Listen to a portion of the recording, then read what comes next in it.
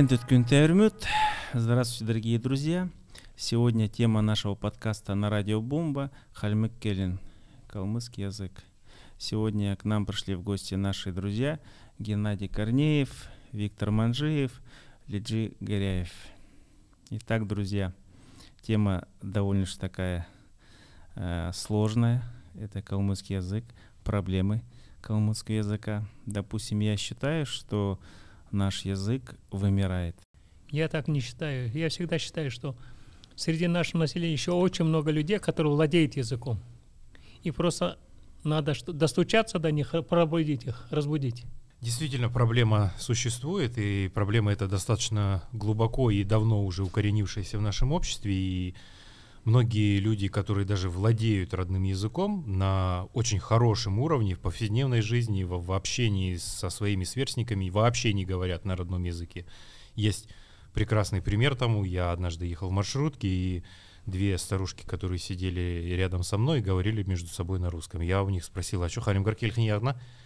Что будет, если вы начнете говорить по-калмыцки между собой? И они, мы можем, конечно, говорить, как-то вот что-то вот привычка какая-то говорить между собой по-русски. А еще один занимательный факт такой.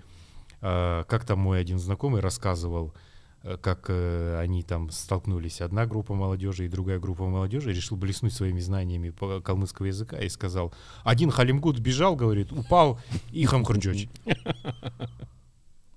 Я говорю, в смысле, какой халимгут бежал? Халимгут — это уже калмыки, как он может быть один тогда?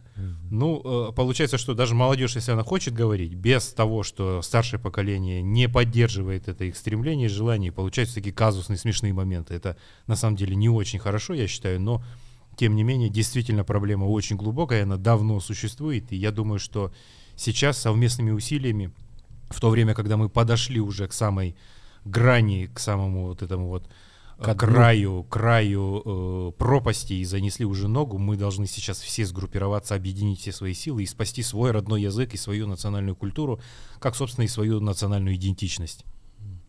Я согласен с Виктором Саранговичем, с дядей Витей согласен я. То, что наш язык не умрет, пока есть носители. И, как сказал дядя Витя, надо просто заставить людей, чтобы у них что-то внутри, я не знаю, щелкнуло, что-то перемкнуло, чтобы люди начали говорить на родном языке. Надо их зажечь, их сердца вновь, как мы раньше это сделали лет 10 назад с ребятами молодыми, с организацией Иткл. Да, это было мощно. Это было в то время, это было необычно, когда молодые ребята, там 20 плюс, да, было, выходили на сцену, пели, говорили на родном языке. Люди после концерта садились в автобус и старались там говорить на родном языке. Да, это было взрыв такой, да, все говорили, гордились молодежью. Но прошло время, буквально через 2-3 дня, все уже об этом забывали. Вот для меня вот просто интересно, что для этого надо? Что сделать можно? Вот все говорят, вот надо проснуться, да? Есть песня Дмитрия Шараева «Сертн Серсхатн». Да, всем нравится, все ее слушают. Но вот хочется какого-то результата. Потому что я считаю, что вот наше поколение, это прям, можно сказать, такое последнее. Я надеюсь, не последнее даже, а крайнее поколение, которые слышали речь. Допустим, если возвращаться в мое детство, это, наверное, 90-е годы, я шел по улице на каких-то мероприятиях, праздников, я шел среди, люди стоят, толпа, и я слышал родную речь. Слышал. Или там соседи, когда там делают уборку или что-то, говорили на родном языке. Начало нулевых годов, я его не слышу вообще. Вот я даже сегодня перед нашим подкастом прошелся по городу, я ни одного слова не услышал на калмыцком языке. Да, здесь мы можем об этом говорить, надо возрождать, вот надо делать. Мы это делаем, многие из нас делают. Дядя Витя очень много делает для популяризации калмыцкого языка в сети интернет. Многие ссылаются на вас, потому что любой там юриаль или песню, когда в Гугле вот забиваешь, там выходит перевод, и все ссылки на вашу страницу. На самом деле вы проделали и продолжаете это делать большую работу на популяризацию родного языка. Я, пользуясь случаем, хочу поблагодарить вас за ваш труд, который, не знаю, как все остальные, за себя могу сказать, очень много из ваших работ себе перенял за вот эти переводы. Если, по своей деятельности приходится мне сталкиваться с трудностями. Я не могу сказать то, что я в совершенстве знаю свой язык. Я чацырын как могу говорю и стараюсь делиться своими какими-то знаниями в этой области. Огромное вам спасибо, дядя Витя, продолжайте в том же духе. Вот это вот то, что я делаю, я уже тоже раньше, калмыцкий язык я знал, с детства, но не в той мере, которую сейчас я знаю. И вот в 90-е годы я сам проснулся, когда я понял, что мы теряем. Вместе с языком, с культурой, с традициями. И поэтому с тех пор я перед собой поставил цель и к этому иду, чтобы человек искал, нашел то, что ему нужно. И я нацелен не на тех людей, кто это самое. Я нацелен на тех людей, кто ищет, хочет и находит, старается, делает. А тот, которому это не нужно, хоть золотыми буквами напиши на золотых листах, этому бесполезно. Поэтому каждый человек должен осознавать свою ответственность и должен относиться к своему языку так, как должен относиться к своей родной матери, к своей родной культуре. А это нужна некая пропаганда на уровне республики или как? Вот, Геннадий, вот ты как директор развития калмыцкого языка, наверное, тебе это будет близкий такой вопрос. Вот что вот надо сделать?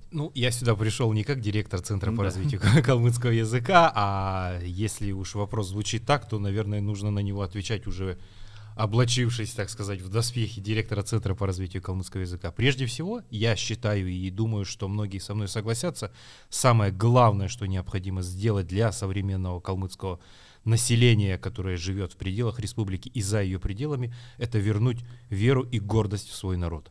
Без веры и гордости смысла никакого в развитии ничего абсолютно нет. Если мы не видим свое будущее, связанное с английским, французским, испанским, итальянским или китайским языком, то мы и учимся, соответственно, так. Если же мы видим, что это будущее или это прошлое, это наши предки, это люди, которые сделали столько, что мы сегодня ходим по земле, живем на этой земле и, более того, имеем свою собственную республику со своими символами государственной власти, со своими символами национальными. Мы, в отличие от множества других народов, превышающих нас по численности, в отличие от множества народов, которые сохраняют свою культуру, несмотря ни на какие условия, мы имеем это все. Каждая пядь земли калмыцкой полита кровью наших предков, которые защищали ее от иноземных захватчиков, которые защищали ее от различных нападок, вторжений и всего остального. И когда человек чувствует эту связь с прошлым, чувствует своих национальных героев, свою культуру, не просто чувствует ее, как мы ощущаем столешницу, прохладную, там, шершавую или какую-то другую, но ощущает это как непрерывную вереницу тех событий, которые привели к его рождению. Если мы посчитаем, то на протяжении 7 поколений больше 300 человек участвовали и жили ради того, чтобы мы когда-то появились на этой земле.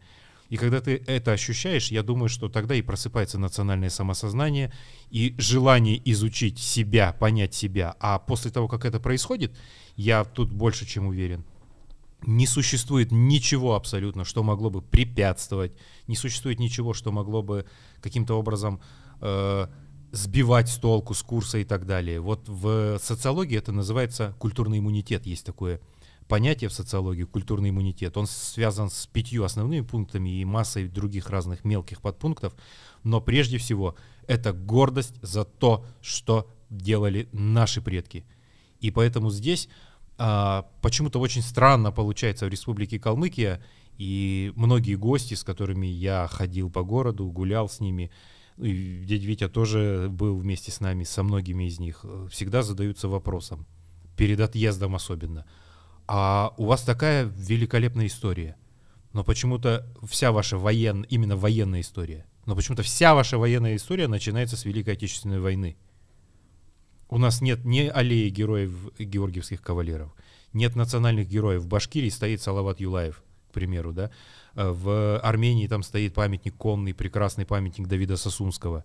У нас есть великолепный памятник Аки Ивановича Городовикова. Но это новое время, это люди, которых помнят еще наши дедушки и бабушки. И эти люди жили вместе с нами, и, может быть, они еще не до конца выкристаллизовались как какие-то личности, на которых следует равняться. Это первый момент, это очень важный момент. Если бы у нас стояли Мазан Батыр, Мейтер Найон, Аюка хан, например, стоял бы. Названа была бы улица в честь Галдан Бушуктухана, как это предлагали в социальных сетях несколько лет назад.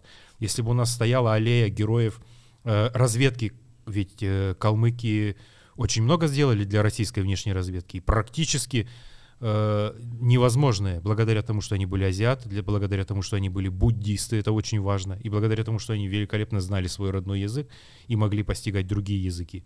У нас в Тибет было целых 3 крупных таких экспедиции до революции еще. Это был Дамбу Ульянов, это был Эренджен Ушанов, ламы, это был Авшин Арзунов, выдающийся представитель. Я думаю, что если бы...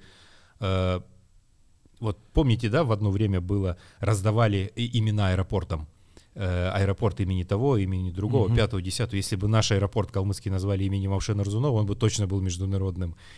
Потому что это человек, который объехал столько, сколько не объехал, наверное, 99,9% калмыков здесь. И сделал для этой страны столько, что многие из его разработок до сегодняшнего дня закрыты и засекречены. И из тех сведений, которые он доносил. И когда ты ощущаешь это, когда ты знаешь это, у тебя появляется вот этот вот интерес к своему прошлому и необходимость самоидентификации. То есть если они были такие, а кто я? Если я буду сидеть сейчас, распивать пиво там по подворотням где-то, то я недостоин того количества людей, которые были причастны к моему рождению. Совершенно недостоин. Значит, они прожили свою жизнь напрасно. И вот эти мысли, они, например, меня всегда вдохновляют, поддерживают. Иногда хочется все бросить и просто уехать в более какое-то нормальное место. Но я всегда вспоминаю об этом и думаю, что наши предки пережили гораздо больше страданий ради того, чтобы мы жили на своей земле сегодня, в своей республике. И здесь очень важно это понимать. Поэтому я считаю, что прежде всего нам нужно вернуть свою национальную гордость, свою самоидентификацию, вернуться к тому, кем мы действительно являемся. Не просто людьми азиатской внешности, имеющими определенный гаплотип, гаплогруппу какую-то в своей крови, или людьми, которые говорят, а вот мы когда-то там захватили там Хатан, Яркент, да мы там гоняли Китай, Цинский Китай там или еще что-то делали. Это были не вы. Это были ваши предки. А для того, чтобы сегодня соответствовать той памяти предков, которые у нас были, мы просто обязаны сделать что-то, что будет достойно выглядеть абсолютно сегодня. И это, я считаю, что это прежде всего очень важно. А это мы никогда не сделаем без собственного понимания, кто мы есть. Я полностью согласен, потому что мы, да, вот наша молодежь любит ссылаться, а вот мы раньше там, да, а мы вот вторые по душу населения герои. По численности героев Советского Союза на душу населения. Да, вот любят это говорить, да, а мы там воевали. А просто задать вопрос, а если вашего... Где ты воевал? Нет, не делать, вот если вот вашего предка взять и чтобы вы встретились, вы же друг друга не это поймете. Вы даже не поймете друг друга, не говоря уже о том, чтобы Ульден Сухладаучка там дялят гюха. ЧК. Вот, допустим, по-моему, лет 6 назад мы сняли к 70-летию Великой Победы такой клип. Дмитрий Шараев поет «Катюшу» на калмыцком языке. Прекрасный клип был. Ну да, мы его снимали довольно таких в тяжелых условиях, потому что нам в то время никто не хотел помогать, ну и в принципе вот как и сейчас. Но тем не менее мы сняли прекрасный клип, и этот клип хорошо разошелся. Мне звонили с Москвы, это был на 70-летие, они просили это видео. Я не знаю, они крутили или нет, но у них была такая идея, этот клип крутить на Поклонной горе. Ну просто для всех это было, ну, азиат на домбре поет Катюшу. Еще такой момент, когда вышел этот клип, наши соседи из Ставропольского края, не помню с какого института, они сделали... Ставропольский госуниверситет, это мой друг делал. Да, вот они сделали такой проект «Песни народов Кавказа». И они вот, увидев этот клип, они решили сделать такой проект, чтобы песни Великой Отечественной войны пели те народы на своем языке. И там чеченцы были, с Дагестана были, ингуши, ну, очень много было. И это было интересно слушать, когда те, известные песни, которые, поются на русском, но они пелись на других языках. И там был в конце, по-моему, да, в конце выступал Дима. А мы когда ехали с Димой в Ставрополь, я Диме сказал: Дима, ты вначале сделай что-нибудь из жанра с горловым пением. Дима такой: давай. И когда Дмитрий вышел на сцену и стал и играть там, я не помню, что он стал играть, но он стал горловым пением что-то делать. Организаторы схватились за голову, что он делает, он же должен петь Катюшу на калмыцком языке, и весь зал не поймет. И тут Дима сделал такую паузу, и как стал петь на калмыцком языке Катюшу, а весь зал уже стал петь на русском языке. И это было просто бомба. Я смотрел, когда весь зал поет на русском, Дима на калмыцком, и я был очень горд тем, что Дмитрий Шараев поет на сцене, и столько людей хлопает. И это была фишка всего вечера. И организаторы нам сказали большое спасибо, что мы сделали такой проект. Приятно.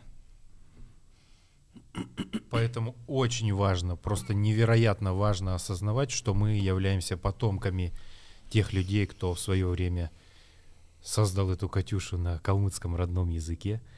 Мы являемся потомками тех людей, действительно подлинно являемся, по крови и кости своей являемся потомками тех людей, кто когда-то держал в ужасе и страхе вообще всю Центральную Азию. И сегодня, когда вот это пустое бахвальство за банкой пива в подворотне где-то, что мы что-то делали, оно вызывает только горечь внутри. Правда. А вот недавно указ какой-то вышел, то, что магазины да, вот это, с калмыцкими вывесками. Администрация города Элисты вот в этом году обязала все учреждения, включая кафе и рестораны, что был на калмыцком языке. Да. Это уже что-то такое. Я считаю, это очень круто. Вот хочется обратиться к администрации города Элисты, что вы сделали очень большое дело. Главное, чтобы это все условия сейчас выполнены были. Но многие говорят, мы говорим, надо возрождать, вернее, сохранить калмыцкий язык, а нигде нету надписи, мы не видим калмыцкий язык. На самом деле это очень важно, потому что это наглядное такое вот пособие. Глаза, чтобы Виктор видели. Сарангович не даст соврать. Навигатор калмыцкого языка и традиционной калмыцкой культуры в сети интернет. Я счастлив вообще, что знаком с этим человеком, но он не даст соврать, насколько важно то, как любое слово, которое продублировано на родном языке, западает в память у человека. И если раньше никто не знал понятия дигдаран, то есть распорядок дня, распорядок работы или еще чего-то, увидев это в магазине в 1, 2, 3, 10, он просто запомнит это слово, и хотя бы так мы можем влиять на нашу молодежь сегодняшнюю. Можно же просто так влиять, просто сказать, допустим, по 5-10 слов учите просто. Из 24 часов в сутках 15, изначально 15, 20, даже 30 минут уделить своему родному языку. По 10-15 выражений в день учить, это же несложно. Хотя бы 5 слов в день. Да. по месяцу уже будет 150. Это же несложно. Я считаю, это несложно. А если я еще не ошибаюсь, то на автобусы ходят по городу, там остановки на калмыцком языке, да, или нет? Остановки объявляются на калмыцком языке, но меня поражает другое. Я не так часто, может быть, где-то мелькаю на улицах, хожу, но когда едешь куда-то и приходишь в магазин, то у нас местные магазины, я понимаю, там федеральные сети, там Пятерочка, ДНС и так далее, это одно, но когда у нас маленький местный какой-то магазинчик, а на нем написано «Store», это просто как-то, я не знаю, и иногда кажется, а я точно в Калмыкии или, может быть, я где-то в другом месте. За рубежом. Ну, за рубежом, наверное, нет, за рубежом дороги ровнее. Но, по крайней мере, почему нельзя назвать его «дельгюр»? Это прекрасное слово, происходящее от глагола «дельгх», расстилать что-то, показывать, презентовать свой товар. Почему нельзя назвать «дельгюр» магазин? Почему нельзя дать магазину не имя там Карина или Марина, а дать калмыцкое имя? Пусть он Киште называется, ну что плохого в этом? Да. Зато это будет национальный колорит. Поэтому вот это решение администрации города Элисты, оно просто прорывное после стольких лет забвения родного языка. Гена, расскажи, пожалуйста, о происхождении слова «лавка». Ну а что рассказывать о его происхождении? Каждый догадается. Это же просто русское слово «лавка». Дело в том, что у калмыков не было таких магазинов стационарных, и поэтому они ездили куда-то в Россию, и там везде были лавки. И, естественно, они потом свои магазины, появившиеся уже в калмыцкой степи, тоже стали называть «лавка». Вот и все. Базар. А как происходит вот этот вот процесс современных калмыцких слов? Вот, допустим, недавно я открыл, сыну купил книжку, брошюру «Мини тюрюн даслур» называется. Ага. И там животные, там, допустим, зерземши, допустим, овощи, фрукты. Вот, допустим, я никогда не знал, что банан — это гадль, допустим. Кто это все придумывает? Это никто не придумывает. Это с санскрита пришло. Это санскритское слово, название банана — гадила. А, да? Да, это уже давно было переведено. А жираф? Жираф, я не знаю. Анаш? Анаш, да. Что? Откуда это слово? Просто когда мне такое задают такие вопросы, да? Чего удивляться? Мне хочется всегда сказать, они на них ездили, пасли. Не, почему в других языках это есть, почему мы не можем так называть? То есть это заимствованное, получается, Вот, слово? например, слово «хаяр». Огурец. 1911 год, словарь позднеевский. Там есть хаяр. Мюче. Минута. Еще раз? Мюче. Мюче? Мюче, да. Там тоже 911 год словарь на тодобичек. Тоже есть. Процент есть. Терлыгын. Потом интересно. Есть градус есть. Понимаешь? А градус... Яхчкерком. Хурсын. Хурсын? Да. Махан? Ну, мясо под градусом, а что нет? Мясо под градусом. Нет, просто очень интересно. Действительно, у нас на самом деле такая трагическая ситуация произошла с приходом советской власти. В 1924 году была отменена письменность тодобичек. Да, это очень... И после этого все, что развивалось у нас в Калмыкии, развивалось уже на новой, абсолютно вычищенной платформе, то есть с нуля, без учета того, что было наработано прежде. Но мы до этого времени имели почти 800 лет своей письменно зафиксированной истории и литературы. То есть за это время мы сумели создать, первое, литературный язык. Это очень важное понятие. То есть это когда все диалекты объединяются. То есть в одних местах говорят, вот, например, у дяди Вити на родине говорят слово «пинать». Как? Косталха. Косталха говорят. Да. А у вас как говорят слово «пинать»? Лягать, пинать? Я даже не знаю, как. Ну, Девсха говорят. мячик, косталха, мячик. А пинать ногой просто девсха. Девсха. Да. Вот, понимаете, что существует в разных местах, в разных краях разное количество слов. Диалекты Например, разные. в наших краях, как я помню, все время говорили «маслтха». Ну, то есть этого слова точно не знают в каких-то, может быть, других краях в республике. Пинать я имею в виду, а не улыбаться. Вот. И когда народ находит в себе силы объединить все вот эти слова и создать общий наддиалектный литературный язык, это необыкновенно важно. И мы сумели создать этот язык, причем сумели его создать за совершенно невероятно короткий срок. Он у нас точно описан в наших старых текстах. Это 12 лет, который Зая Пандита занимался переводами с тибетского языка, с санскрита. Его ученики занимались еще с китайского языка. И вот огромное количество слов, которые в то время использовали, оно показывает, насколько был богатым язык. Сегодня словарь под редакцией Бемби Джалыкича Муниева, изданный еще в советское время, в 1977 году, да, дядя Вить? 77 же года? Да, 77. 77 года словарь. Муниевский словарь. Муниевский словарь. Он насчитывает 26 тысяч слов. Бемби Джалыкыч. Бемби Джалыкыч Муниев. Конечно, это невероятный словарь для нас сегодняшних, которые знают от силы там 500-600 до 1000 слов. Ну, я, дядя Витя, не говорю про вас. Дядя Витя, процессор у него целый там стоит. Да, причем современный, мощный. Несмотря на то, что он родился в прошлом веке, причем... Апгрейд делает часто. Очень большой апгрейд последнее. прошел, да. 26 тысяч слов. Я смотрю, читаю тексты на Тудубичик, сравниваю их с тибетскими переводами. Очень много текстов. И сам уже сделал немало переводов с тибетского на калмыцкий язык, изучив традицию Зая Пандиты. И я могу прям с большой уверенностью сказать, что наш настоящий словарь калмыцкого языка насчитывает более 270 тысяч слов. Прям вот без вопросов. Просто если это все описать, всю эту лексику, и ввести ее в современные словари, то это будет невероятно много.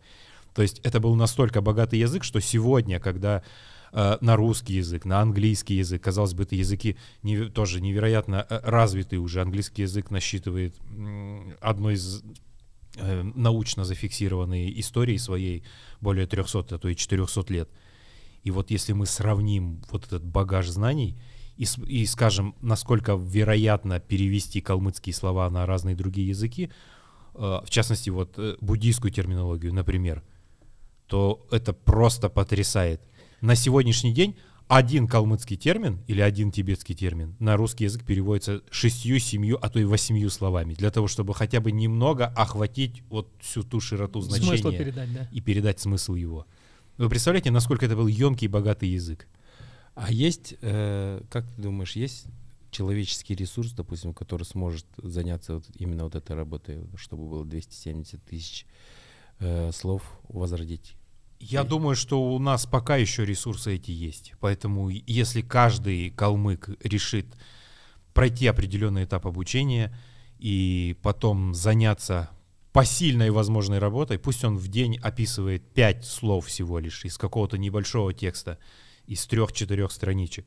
Но, по крайней мере, это будет большой вклад в дело развития и сохранения нашего языка. Вот сегодня мы говорим, самый яркий пример, который ты сейчас только что привел, это банан, гадль. Я даже не знал, откуда это слово. Зюрдже, апельсин, нимбя, лимон. Да. Все это было. У нас даже слово носорог было. Вот что поразительно. Оранга. Как? Оранга. Нет, оранга — это другой зверь. Это антилопа чиру. А носорог называется словом керс. Я просто понять не могу, откуда они знали, что есть такие животные. Ну, в Африку они, наверное, войной не ходили, это точно. У Феликса Шхуднер с Эфиопии есть. Ну, когда переводная литература была, во время Зая Пандиты, там тексты встречаются, и вот эти слова тоже встречались.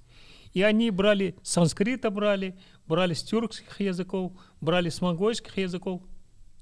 Ну, то же самое, что как мыло, да, взяли оттуда. Из арабского языка взято саун. слово мыло. А вот, например, слово керс, как носорог, оно взято из латинского. Ринокерос называется на латыни, носорог. Рина — это нос, керос — это рог, да. То есть носорог дословно. Это слово во время походов Александра Македонского и римских завоеваний. Давай тогда переведем здесь, прям в подкасте right now. О да, утконос как будет. Ну, хамур или как? Хонгшар. Ну вот, например, кабарга, как на калмыцком будет. Кабарга? Да. А надо сначала пояснить, что это вообще такое. Кабарга — это что? Что это кабарга? Ну, животное такое. Мускусное. Тарваган, может быть? Не-не-не. Тарваган — это другое. Это Большой суслик. это очень центральноазиатский вкусный. Очень вкусный, сурок. кстати. Есть два слова, которые кюдр и барга.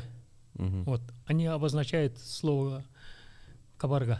Я даже не знаю, что это. Ну, Поэтому, когда вы слышите какие-то слова, вам кажется все, что это новое. А на самом деле все это в словаре есть. В книгах есть, когда читаете сказки, например, «Кыя». В словаре нету «Кыя». Там вот мышка таскает вот это, припасы. Вот это «Кыя» называется. Потом «Менгегиснюге» тоже она по значению подходит к этому. Буквально недавно мне показали видео, как дети учат калмыцкий язык. Сейчас, тем более, пандемия, дети учатся на удаленке. Я посмотрел там минуты 2-3. Допустим, я знаю, скажем так, процентов 15, а может быть и 10 родного языка. Дети, которые, в принципе, и русский плохо знают, и пишут, да, они смотрят язык, они не понимают просто. Родители тоже не понимают. Вот это дома скандалы. Это с детства дети просто... Они видят, что родители им помочь не могут. Там они решают вот эти уроки со всей семьей. Авы, ежи, соседи. Я просто думаю, что для чего вот это делается? Вот для чего вот эти программы, которые родители не знают языка, и тем не менее, вот я не знаю, вот критика пойдет в Министерство образования, они-то понимают, что вот об этом все говорят, и учителя говорят, что вся программа, которая сейчас в школе преподается, она рассчитана для людей, детей, которые владеют языком. Почему, допустим, мы говорим о сохранении языка, а сохранять нечего, надо вести другую программу о возрождении, чтобы была какая-то программа, этапная, допустим, в детском саду дети, чтобы им учили их, допустим, 20-50 слов. Дети пошли в первый класс, с 1 по 3 класс, ну, может быть, еще там 70-100 слов.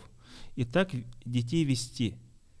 Они же почему-то вот этого не делают. Вот я не знаю, вот упертые и все. Нет, у нас очень хорошая методика. Я не видел какие-то книги, чтобы действительно сказали, что вот эта книга, она рабочая. По этому курсу калмыцкого языка дети могут говорить свободно, ну хотя бы на бытовом уровне. Потому что дети просто не любят родной язык. Вот начиная со школы. Они этого не понимают просто. Не, вот, Юра, ты говоришь как сторонний человек. Я с этим сталкиваюсь. Я знаю, что вот эту систему. Да. А вам часто, наверное, звонят? Не, вот, у меня вот племянник учится. Просто родители, они не знают, что там сзади есть словарь, и каждому этому словарь есть. Там все понятно. Если вчитаться, все понятно. На самом деле, я бы тоже хотел сказать, как книга хорошая. Руководитель. А какая именно книга? Это Уйныр, который, да? Да, Уйныр. Как руководитель Центра по развитию калмыцкого языка, я хочу сказать, что действительно мы все учились, и Лиджи, ты, наверное, и я учился, и Юр, наверное, и ты учился. Ну, дядя Витя, это вы, наверное, учились по другим учебникам еще в школе, но хочу сказать, что действительно, когда учились мы, методика была устаревшей. Она была для людей, которые априори знают язык и должны расширить и углубить его. Сегодня, даже если выпускник Института калмыцкой филологии и востоковедения возьмет книжку Келюрк Джулюна Диктор, 5-9 класс, который Александр Лиджич Каляев составил в 91 или 95 году, вот сейчас я не помню. Если возьмет ее выпускник университета и начнет листать, он больше половины не поймет, потому что это книга, а это книга по развитию родной речи, родного языка, обогащению ее, она была составлена для тех, кто владел языком. Сегодня дети, приходящие в университет, они практически с нулевым знанием приходят туда, с нулевым уровнем знания языка. И когда они учатся, они достигают определенного уровня, но и все.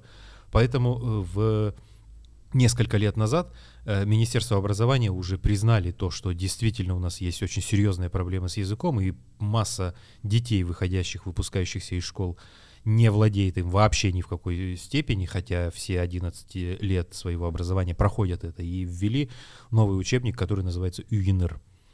Этот учебник, конечно, там есть определенного рода огрехи, нельзя сказать, что он прям совершенно идеален, но тем не менее, если внимательно разобраться в нем, то он действительно достаточно простой. Но вот сейчас сотрудники Центра по развитию калмыцкого языка и сотрудники Министерства образования работают над тем, чтобы устранить все недочеты, допущенные при работе с авторского коллектива, там их есть определенное количество, ну вот, и ввести его в федеральный перечень учебников. Дело в том, что просто вот издать учебник, это стоит огромного финансового ресурса. А зачем сейчас издавать? Сейчас все можно в интернете.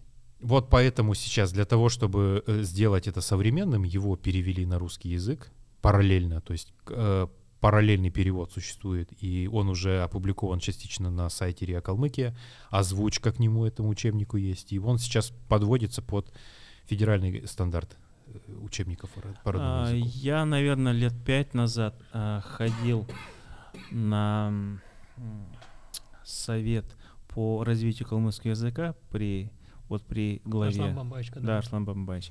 Я ходил один раз. Сидят уважаемые люди, говорит о проблемах, каждый говорит о какой-то методике. И вот прошло сколько лет, но я результатов не вижу. Я просто хочу сказать так, да.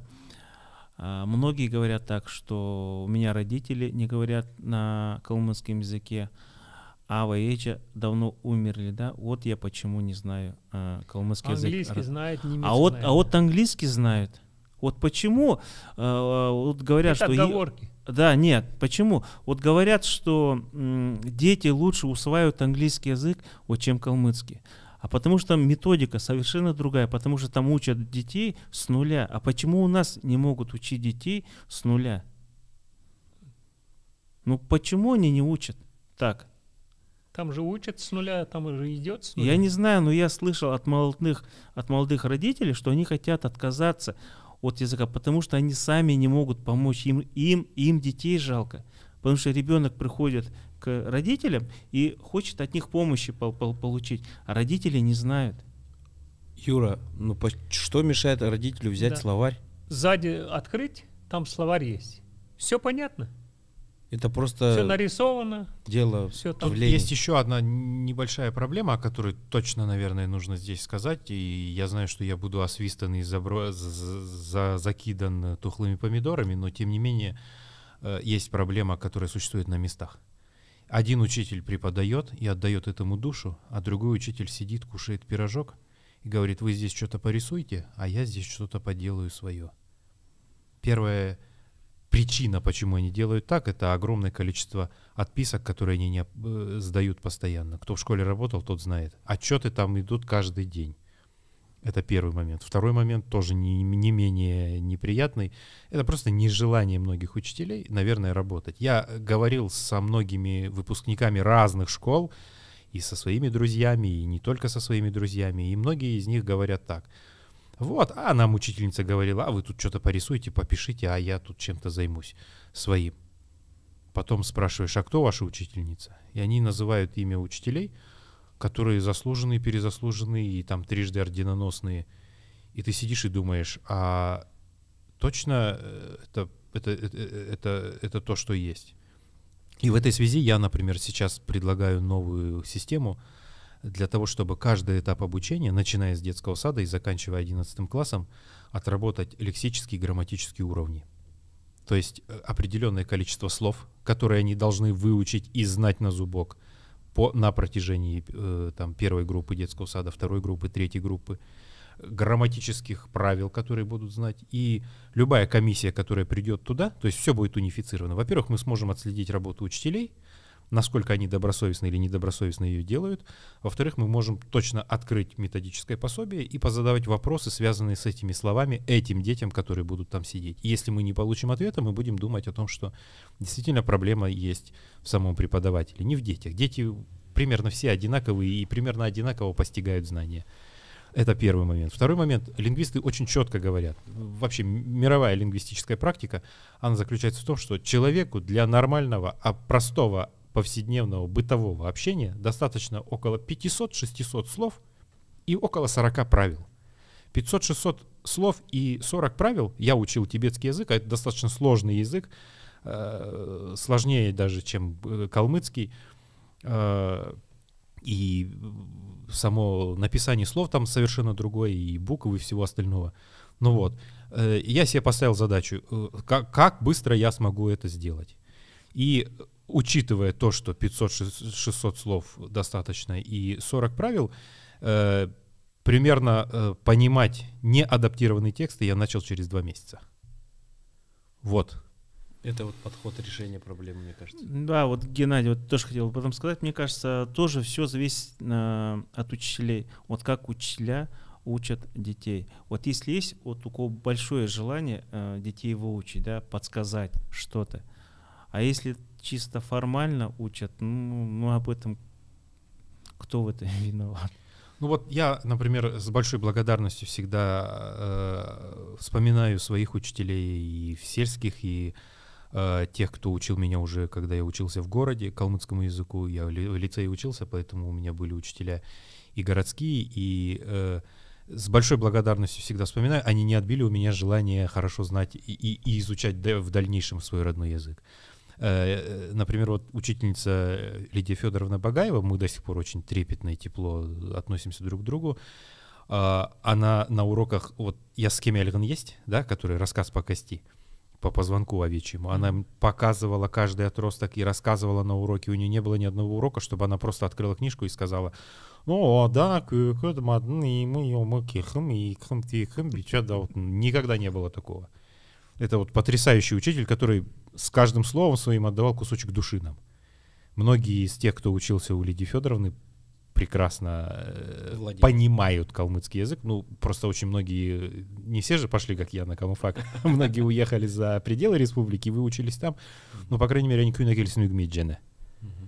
И в этом большая благодарность учителю. Очень много зависит от учителя. А есть такие учителя, которые придут на урок и сидят, пилят ногти. Я даже такое слышал.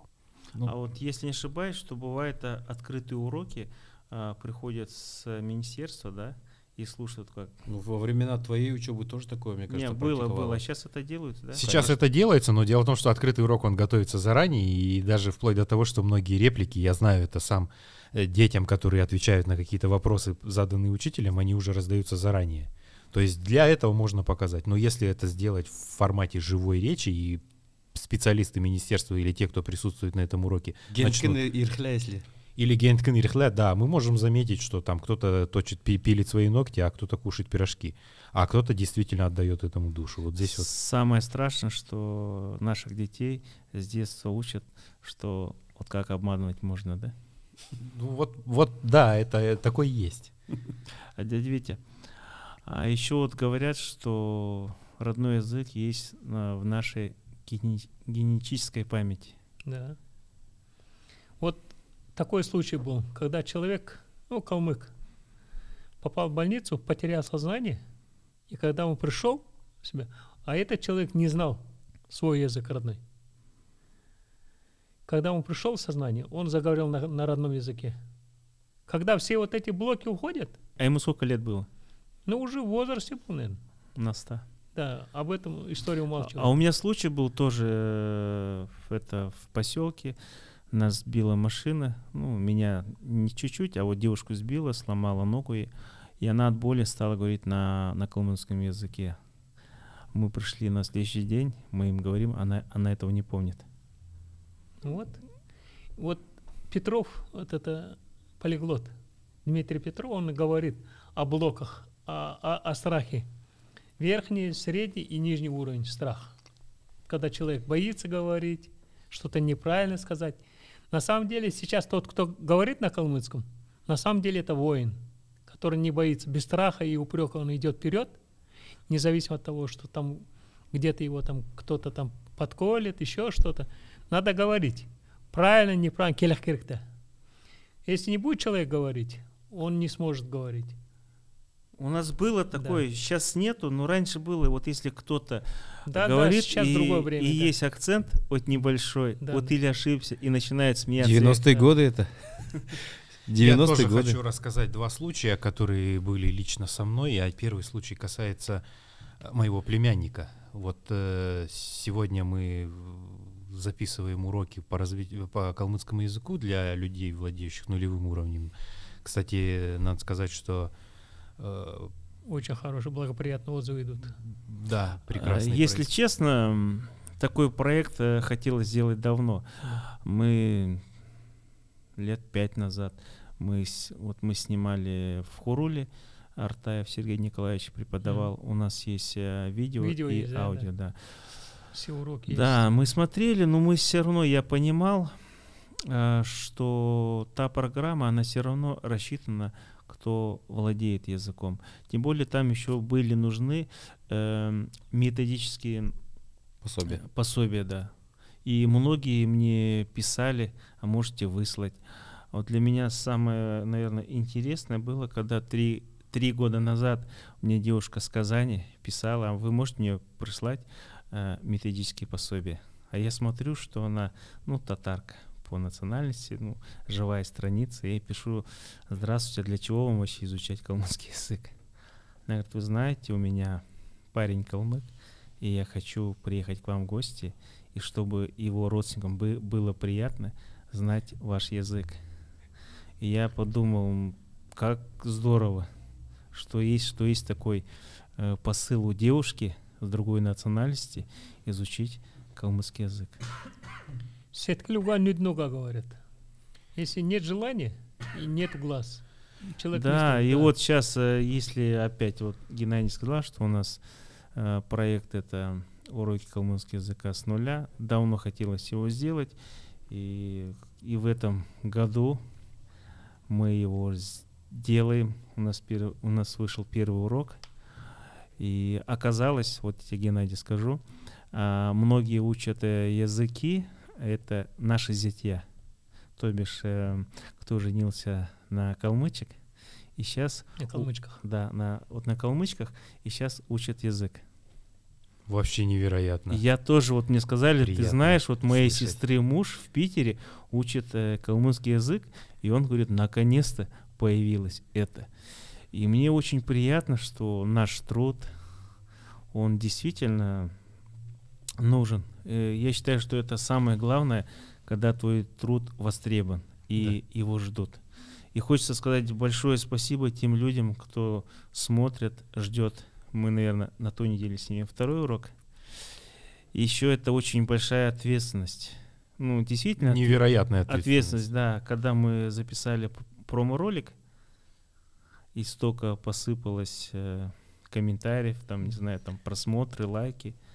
Ответственность большая. И когда вышел первый урок, вот Геннадий не даст соврать, тоже волновались, как примут его. Потому что я для себя лично решил, что вот мы снимем урок калмыцкого языка, я больше к этой теме не буду подходить. Потому что я думал, а для кого вот мы это все снимаем? Люди просто видят картинку, но они не знают, что за этой картинкой, за этим уроком большая работа стоит. Вот и самое обидное, когда ты делаешь большую работу, и люди, смотрят, да, а нету реакции.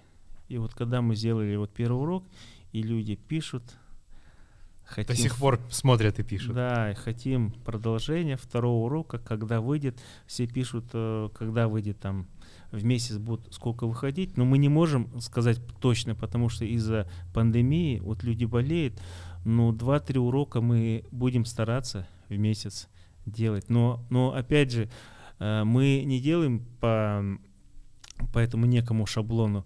У Гедани есть своя методика, он смотрит методику. Мы еще делаем наш курс, мы смотрим отзывы. Вот урок вышел, и мы смотрим отзывы. Да.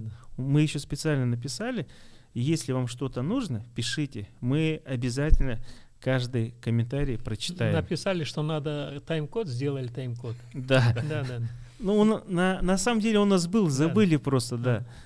Мы смотрим это. Да. Многие хотят... Обратная связь есть. Да, многие хотят там сделать более короткие. Многие говорят, а я вот эти слова знаю, а давайте сложнее. Я говорю, вы знаете, этот курс рассчитан на 0 уровень. Юра, смотри, он рассчитан на 0 курс. Я смотрел от начала до конца 2 раза. Потому что есть там то, что мне тоже нужно. Встречает то, что мне нужно. Поэтому я... Это Виктор Сарангович говорит. Да. Смотрю от начала до конца. То, что Я знаю, я пропускаю, а что не знаю, я на этом концентрируюсь. Вот в свое время я Тодобичек у Геннадия 10 уроков без пропуска я, потому что я уже готовился к этому. И вот я уже созревший был для этого. Когда они вот встретились, говорят, идем Тодобичек, я сразу с ними пошел, и вот без пропуска 10 уроков я. Со второго урока я уже понял, как Тодобичек, как писать, его, как она пишется, как соединяется. И все. Мне это было достаточно. У меня уже была собрана библиотека, книги, буквари, самоучители. И потом, после того, как я уже немножко внедрился в Тодобичек, я лежа на диване посмотрел 24 урока Худамбичек с Монголией. Потому что помимо того, что вам дают, надо самим искать, находить, ковыряться. И вот то, что сейчас я делаю, и каждый день у меня, например, да, раньше я собирал, все книги собирал. Теперь я вот эти все книги, я их выравниваю, делаю более светлый фон, там более... Обработку. Да, обработку делаю. Все кривое делаю ровное. Чтобы человек, который идет после меня, он без напряжения удовольствие получал от чтения этих книг. Огромная работа. Да, словари. Я сам пользуюсь добротой дяди Вити. Тодобичек, вот для меня, вот я благодарен Геннадию. Открыл он для меня мир Тодобичек. А мир Тодобичек — это транслитерация. Транслитерация — это уже я китайские читаю транслитерированные тексты, беру вот эти транслитерацию китайского, загоняю в переводчик, слушаю, как правильно произносится, и все. Скоро Виктор Сарангович нам еще китайские будет книжки.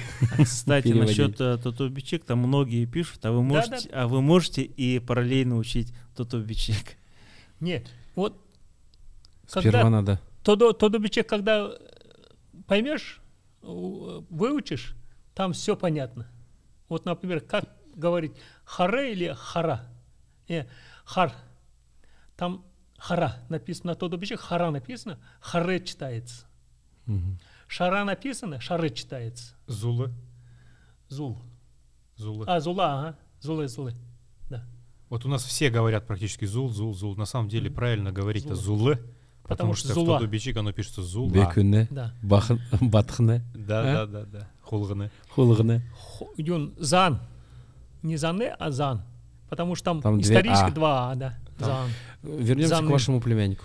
Да, спасибо, пожалуйста, я уже даже увлекся и забыл пожалуйста. про своего племянника. Он некоторое время я жил с тетей, учился тогда в университете, уже заканчивал его.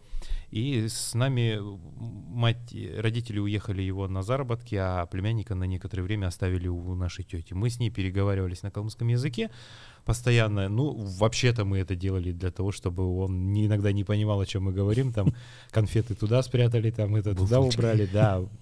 И вот однажды он заболел. У него, видимо, был грипп, потому что он резко затемпературил ночью. И вот когда он бредил, он все эти слова, вот ребенок болеет, и он как бы спит, но болтает, говорит что-то. И когда мы это поняли, стали его смотреть, он начал говорить все те фразы, которые мы говорили с моей тетей вот на 3-м микрорайоне в ее квартире. И после этого я понял, что этот ребенок еще очень сознание мягкое, и родители его вообще абсолютно не знают языка. Немножко я его погонял, и вот те наработки, которые были отработаны на моем племяннике, сейчас выходят вот здесь для всех уже. И уже почти сколько там, почти 30 тысяч просмотров, да, только на одном аккаунте Инстаграма. Ну, не знаю, не помню, сколько просмотров, но для меня вот самое главное, что обратная связь есть, и что люди делятся друг с другом. Да. Вот это главное, что человек посмотрел. То мало что может человек сделать для развития родного языка. И я вот сегодня написал, что это уже проект не наш стал, да? Вернее, не наш, да, вот не наш проект, да, вот радио Бумба, да, а наш в целом, наш калмыцкий. Народный. Общекалмыцкий. Да, потому что, судя по всем комментариям и отзывам, я понял, что люди, у них внутри проснулось что-то, они хотят. И это приятно, потому что смотришь, что люди ждут, пишут, когда выйдет. И я так понял, что вот мы ответственны за этот проект. Возможно, люди, это может быть для кого-то последняя надежда. У меня один знакомый сказал: Юра, это моя личная последняя надежда. Я выучу язык или нет? Все от него зависит. Сейчас много Зависит от инструментов. каждого человека. Нет, ну как от него зависит, да? Допустим, вот этот сам проект наш, да, он не финансируется республикой. У нас есть спонсоры. Когда вышел промо-ролик, у нас 2 спонсора появилось. Когда вышел первый урок, 2 спонсора появилось. И это очень приятно, что люди наши хотят поддержать этот проект. И это приятно. Они говорят, это наша ответственность перед народом. Мы увидели, вы как сняли, вы как учите. Гена большой молодец. Вот мы хотим вам помочь. И это тоже приятно. Одно дело, когда ты участвуешь в грантах, в республиканских, вот с этим же проектом, вот мы участвовали. И мы набрали ниже всех баллы. Когда нам ставят низкий балл, что нас в интернете не знают. Для меня вот это тоже странно. У нас десятки миллионов просмотров в Ютубе, не считая там других социальных сетях. И нам ставят, что нас в интернете мало кто знает. Вот это обидно, когда ты 8 лет занимаешься культурой калмыки, с какой-то надеждой подаешь в очередной раз на грант в Калмыкии, и тебе его не дают. Когда я 8 лет назад в машине снял небольшой ролик, «Кичинерский кот», вот называется. Юряль, там, Зулун Юряль, там 2 ролика, да. Мало кто знает, что это голос Феликс. Это Феликс говорил. Вот мы записали, и уже вот 8 лет до сих пор мне этот ролик по WhatsApp, по Вайберу присылает. И мне, приятно тоже и смешно. Вот он так и живет уже своей жизнью, кичинерский кот. Даже, наверное, больше, чем прожил уже больше, чем живой бы кот жил в Кичинерах, действительно, да? 8 лет кошки, по-моему, не живут. Ну, если живут, то только прям особо такие. Я недавно смотрел онлайн-эфир, это есть такой телеграм-канал «Айтишники Калмыкии». И я вот увидел, что молодые калмыки тоже занимаются проблемами калмыцкого языка. Они сейчас... Синтез речи. Да. И мне приятно, что люди сами не знают языка, но они хотят. Они хотят внести свой вклад. Много таких людей. Да, молодых. И мне приятно, потому что сейчас в республике не секрет, что у нас общество просто разделено.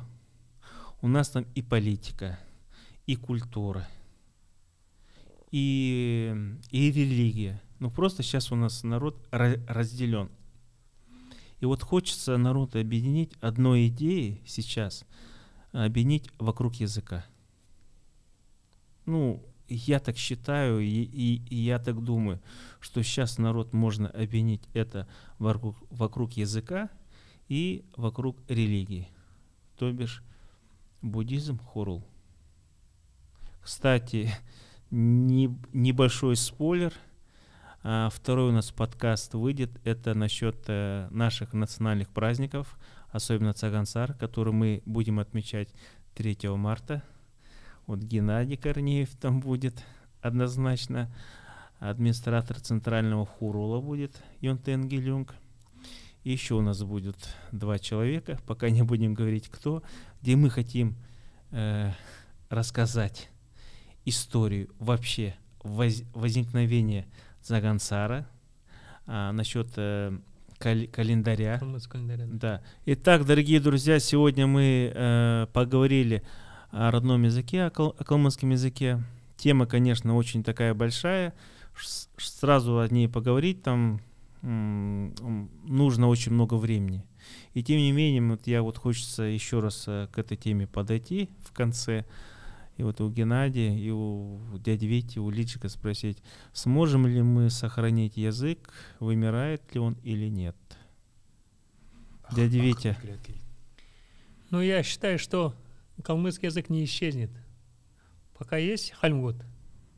Келен мартылгу бәхле, келен буйшко.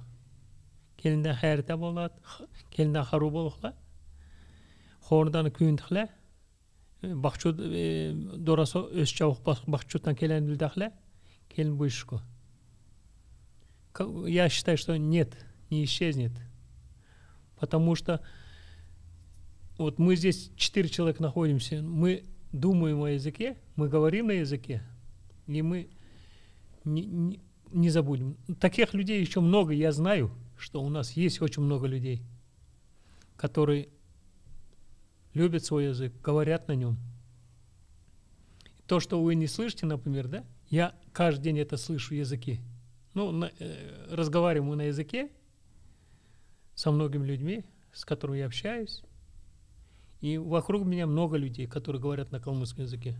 А может, дядя Витя, те люди, они знают, что вы знаете язык, и вот они специально с вами говорят, вот чтобы была практика. Просто, когда это самое, ну, самим надо говорить, а не других это самое, укорять. Я лично, например, никогда никого не заставляю говорить на языке. Я просто говорю сам. Вот однажды мы в Хуруле, когда мы там сажали деревья, цветы, вот там был с моего села мой земляк, на 10 лет старше меня. Я с ним говорю на калмыцком, а он мне на русском отвечает. Я на калмыцком, но я его ничего не прошу, не говорю. Почему ты не говоришь? Я просто с ним говорил. 3 часа прошло, он ни одного русского слова не стал это самое. На калмыцком начал говорить. Просто я достучался до его это самое. Күйне келін, күйне ухан бәдік, дотын бәдік. Вот как Гена говорит, тере келін уханды үлдәт, төйлерет, чекентхона дүлттік. Вот, запечатлевается в душе и остается ночевать в ушах. Поэтому, когда приходит время, она оттуда выходит. Поэтому надо говорить. Человек вам отвечает, не отвечает, надо говорить. Би айстан келінев. Мені келін дотран бәйіне. Да. Хая серіне.